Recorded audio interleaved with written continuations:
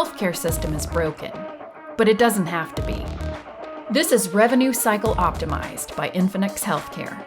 We discuss the latest challenges in the revenue cycle space and provide actionable tips on how to overcome them at your organization. Hello, everyone, and welcome to this episode. I'm your host, Stuart Newsom. Today, we'll be discussing a critical topic in healthcare administration, which is the challenges and solutions surrounding prior authorizations, specifically focusing on the pitfalls of marketing them as stat. We certainly want to take a look at this from the standpoint of, is putting something or a prior auth as stat really necessary? We had a guest that was scheduled for today, Jennifer Glockzin, but unfortunately, she was considerably affected by Hurricane Beryl. I believe that's how you pronounce that hurricane. I'd never heard that name before, but I believe that's what they were calling it. But we certainly want to lift her up in prayers and really wish that she was here with us. I promise you that she would add a whole lot of expertise and information regarding this subject matter because she lives it. She is our senior manager of patient access here at Infinix. And I've spent a lot of time prepping for this episode with her, so I feel that I'm up to speed. I knew about this subject matter already and how sometimes it can be a misconception surrounding this, but nonetheless, we have plenty of valuable content to cover. So with that, we'll just dive right in. So our session today, obviously, is titled Navigating the Pitfalls of Stat Authorization. This aims really to shed the light on the intricacies of prior authorization in healthcare. So I just want to ask a question. Have you ever wondered if marketing prior authorization as stat actually speeds up the process? Have you ever done this yourselves? It certainly seems reasonable that if I were to put stat on a prior auth request, it would be processed faster, right? At least that's the rationale. Well, we're going to explore this question a little more as we discover it may make things worse, actually. So we all know the role of prior authorizations, as well as the headaches and struggles that they cause. We've certainly spoken about this many times here because it continues to be the most common denial and the root cause of a lot of frustration. While they're intended to ensure that patients receive appropriate necessary care, it often leads to delays and administrative burdens for healthcare providers. So we all know the headaches that are involved.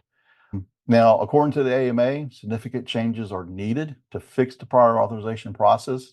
But I can tell you that's such an amazing revelation. I think we all would agree, probably would have came up with that assumption on our own. But one common misconception, which is what we're going to discuss today, is that labeling a request as stat or expedited will speed up the process. However, insurance companies have strict criteria for what qualifies as an expedited request. And we all know insurance companies may vary on what qualifies as an expedited request. So not only will they have certain qualifications, but one qualification may apply for one insurance company that may not apply for another insurance company. Typically they limit these situations involving potential loss of life or possibly loss of limb. Insurance companies refer to expedited requests as those involving severe health risk. Now, that's a very key word. I know we understand levels of severity being in healthcare, but then they may have different definitions of what they feel is severe health risk. So if that health risk is not evident, again, you need evidence that that health risk is there. Just want to refer, this sounds a whole lot like our old friend medical necessity, right? They have the authority to reclassify a request from stat to routine without even notifying the provider. So this reclassification can result in significant delays, as you could imagine, as routine authorizations can take anywhere from 7 to 14 days. So mislabeling a request as a stat can actually backfire. So you can see the ramifications probably already forming in your head that when a request is reclassified to routine, providers often remain unaware until they follow up. There really is no status that they give to you that they've done this action. So you're assuming I sent this in a stat, it's still stat, hey, what's going on? You do a follow-up and then you find out they reclassified it as routine. They don't even have to notify you of this. Furthermore, reclassifying resets the processing clock. So that's going to cause further delays, right? So this process becomes even more strained when patients receive the initial bills directly because the tests were marked as urgent without confirmed coverage. For instance, patients might find themselves facing a $12,000 bill for a PET scan that was ordered stat, but not approved in time by insurance. This not only escalates financial stress, but also creates tension among the patient, the facility, as well as the providers on who end up in this triangular blame game with the insurance companies. And I speak from experience. I've actually been on the phone with providers, facilities, and insurances about certain claims that have affected my family. And I know what I know about prior authorization, and it's a struggle. You imagine a patient who has to do this as well, who doesn't have any clue, and they're just not familiar with the process. So let's discuss some strategies to navigate these challenges effectively. So first of all, accurate documentation is crucial. You've heard me say this ad nauseum, that documentation is key. Most people, again, associate documentation with E&M coding or documentation with medical necessity. Surely this is no different. You have to make sure the documentation is accurate and make sure that it has detailed and thorough documentation to support the urgency of the request. Again, it's all about the urgency. Using specific phrases and detailed descriptions can help convey the necessity for the expedited processing. Providers and their staff should ensure that all necessary documentation and justifications are thoroughly prepared when submitting authorization requests. So this can help reduce denials or delays based on inaccurate information. This also goes into coding. You need to make sure that your coding reflects what's in the medical record that's going along with that prior authorization. If that code is not accurate, or if you don't use multiple codes to explain the severity of the situation, then it's lack of medical necessity. Again, I've always said coding is a language. It's the language that insurance companies use to understand what happened at the patient's encounter, what is the patient's condition. It's the basis of medical necessity. Documentation surely should back that up, and documentation is very important. But that first wave, it's all about the coding. So effective communication is also another key strategy. Obviously, communication is key in anything. It's key in any relationship you have, and it certainly is no different with the relationship that you have with your payers. So you need to train your authorization team to be knowledgeable and also persistent. Persistent is the key word there, that when dealing with insurance companies, for instance, you need to be speaking with the nurse case reviewer rather than that frontline representative. This is going to yield better results because that we all know that the person answering the phone the first time, they're just checking boxes. They're following a script. They have certain protocols that they have to meet to where they can answer that question if it's a high level question. But when it comes to something that's severely a health risk or needs to be stat, and you need to explain this to the payer, that nurse case reviewer is going to give you a better shot at that because they're going to understand the situation a little better. Still may deny it, still may assess it as routine, but you're going to save a whole lot of time going direct to them. Just go ahead and ask for them. Now, providers and healthcare organizations need to unite, obviously, also for advocacy efforts as well against any of those cumbersome insurance practices. So, engaging with organizations like CMS to push for policy changes that expedite care without compromising any procedures is very essential. Again, the AMA continues to lobby for state and federal legislation that would set a 24-hour time limit for urgent cases and 48-hour time limit for non-urgent cases. Patient advocacy is also very critical. So we want to educate patients about their role and their rights in the authorization process. And I know what you're thinking. Well, what role does the patient have? Well, statistically, and I don't have actual numbers on this, but I know that just from speaking to our clients and speaking to others, that there's a higher degree of success with that prior authorization if the patient does get involved. So you want to encourage them to contact their insurance company directly and express dissatisfaction if their needs are not met. Informing patients about how health insurance works also includes how the stats are ordered and the prior authorizations are performed, can really empower them to be more understanding and proactive about their care plans. Leveraging contract negotiations with health plans can also be a strategic approach. Providers can argue for faster turnaround times on authorizations, reflecting their commitment to timely patient care. So it's very vital for healthcare providers to ensure that their administrative and prior authorization teams are well informed and equipped to handle these situations. Regular training sessions and updates on insurance policies can help streamline this process. I've always stated, again, there seems to be a theme where we repeat issues about documentation, medical necessity, as well as issues with prior authorization. But another one is training. Training is essential. I know there's shortage of staff, low FTE counts. Maybe there's just not enough time for training, but you got to get creative in how those training sessions can occur and make sure that they're just well informed and educated, because it's just going to make life easier in the long run. Another factor is artificial intelligence and automation. These two play a significant role in mitigating these challenges. For example, AI can preemptively identify the need for clinical records before submission, ensuring compliance and reducing delays. Automating the documentation and submission processes can even streamline operations and enhance accuracies. I know here at Infinix, we use AI as a part of the equation where we can even let you know if clinical records are even needed beforehand. So you don't have to send off that prior authorization, even in a stat mode. And then it's delayed when they send you back a message saying we need more documentation. We can go ahead and tell you that ahead of time, and you can go ahead and send that clinical documentation along with the prior authorization, and they'll already have it. They still may come back to you and say, we need it, but you can already tell them we sent it. Look at the attachment. So understanding the complexities of prior authorization is obviously very crucial for providing timely and appropriate patient care.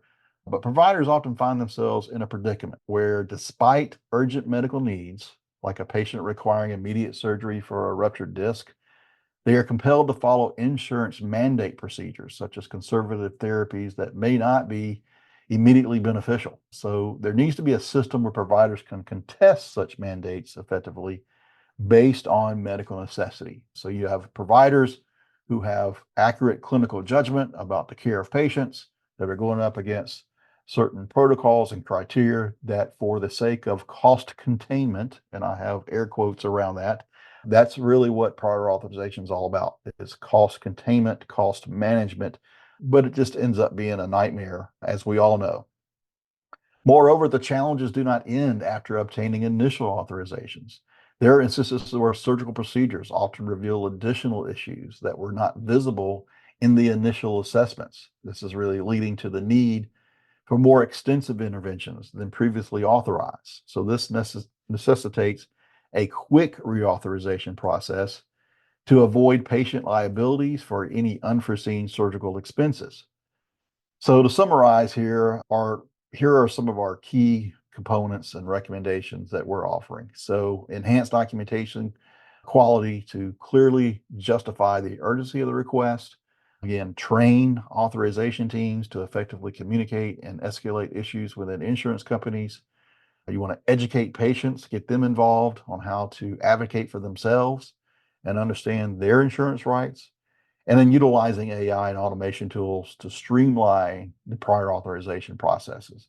Now, with all of this, I invite you to contact us if you want more details on any of this, particularly on how AI and automation can help you streamline the authorization process. You may find some value in that.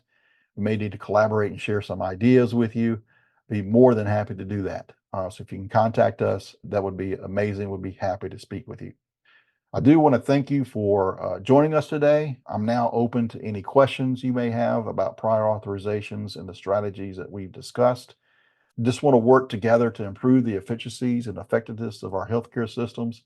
I know here at Infinix, we're looking at ways in which that efficiencies can be improved, but it needs to be a collaboration. I'm a full believer in collaborating with not only our clients to understand, how can we make the processes much faster, much easier, not only through automation, but also through human resources, but also just learning from industry experts, going to these organizations and trade shows and perhaps other entities that you can get educated on how to make the processes much easier. So with that, we do have one question that is available here. It says, given the strict criteria for expedited requests by insurance companies, what specific documentation or phrasing can we use to better justify the urgency of a stat authorization to avoid reclassification to routine? Okay, well, that's covered a little bit of that in what I was stating earlier. So I'm just going to expand on that just a little bit and re-elaborate a little bit on that. So to better justify the urgency of a stat authorization and avoid that reclassification to routine, it's essential to include detailed and specific information in your documentation. So again, here's some strategies. It's all about detailed medical necessity. You want to clearly explain the medical necessity of the expedited request. Why is not only is why is this prior authorization needed, but why do I need it like now, right? So there's two things going on there. You need to include specific details about the patient's condition. What are the symptoms? Again, that goes to coding, you know, and how the delay could negatively impact their health. What's the risk? What's the health risk if this doesn't happen really soon? For example, instead of a simply stating patient experiencing back pain, you could document patient experiencing severe debilitating back pain, right? Impacting mobility and daily activities. So it's all in the wording. Unresponsive to conservative treatments over the past 3 weeks. Some documentation that really paints the picture of what's going on. And if you can translate all of that to coding, also do that as well. The more you have, the better. Two, you have some potential consequences. You describe the potential consequences of not expediting the authorization. You want to highlight risks such as deterioration of the patient's condition, significant pain, or the potential for emergency situations. I like this one. One consequence is you're going to pay more later if we don't take care of this now.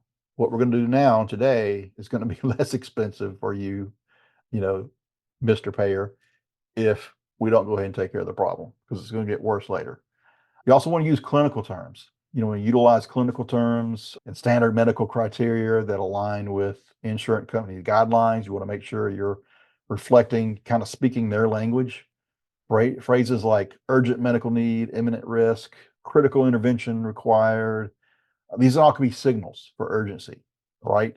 And then you want to have supporting evidence. You want to include supporting evidence such as diagnostic test results, specialist recommendations, perhaps some previous treatment records that demonstrate those didn't really work, that facilitate the necessity for that urgent intervention. You want to attach any other medical literature or guidelines that may support, the expedited care. I know this is all going to take a lot of effort. You may think, oh gosh, it's going to take a long time to put all that together, but it's very crucial. And every good EHR should have this information as well. If you're tracking it, if you're pulling it in for that patient encounter, to pull that together.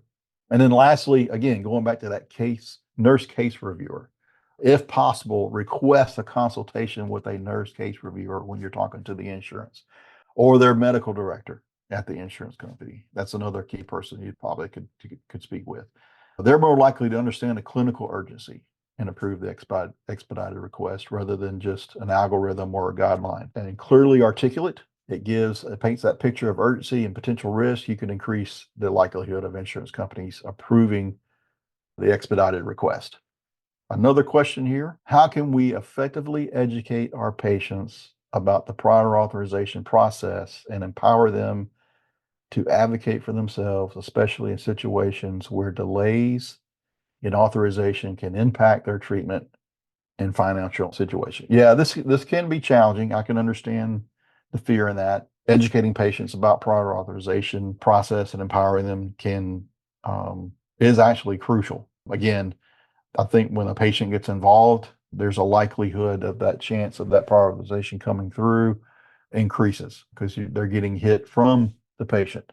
The patient is the customer, even though their employer or whatever may be paying, the insurance rates and the bills. Still, these insurance is a business, and they want to keep that business. So it's crucial for the patient to be involved in these situations when there's some resistance, so to speak.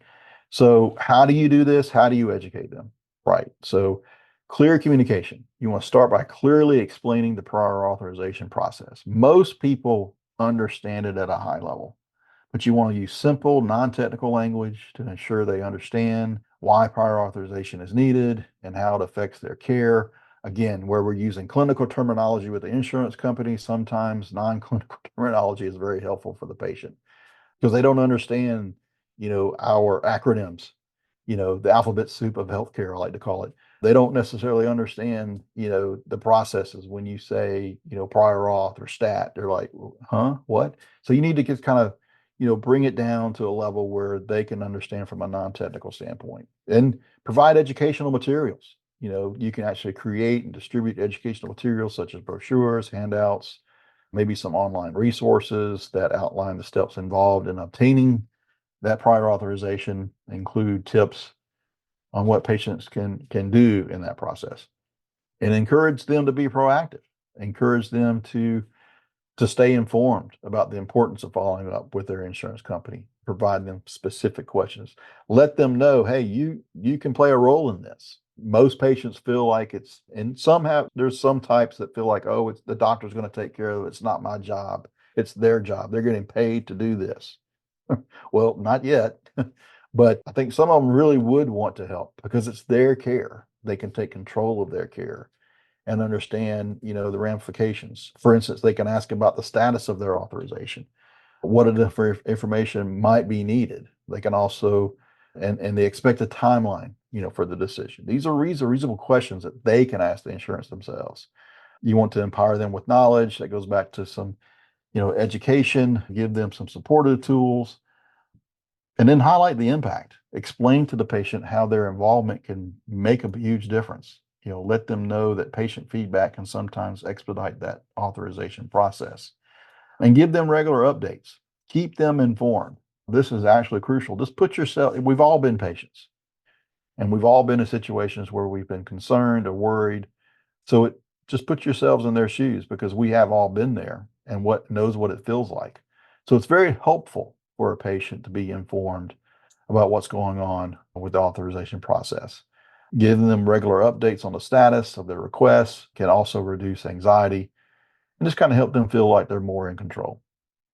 So hopefully that answers the questions as well regarding that. So I just want to thank everyone for joining us today and really going through this session with me alone without Jennifer. I will state again, we will send a link to an article she wrote on this very subject that will give more insight. So you could expect that to be coming from me likely in the next couple of days.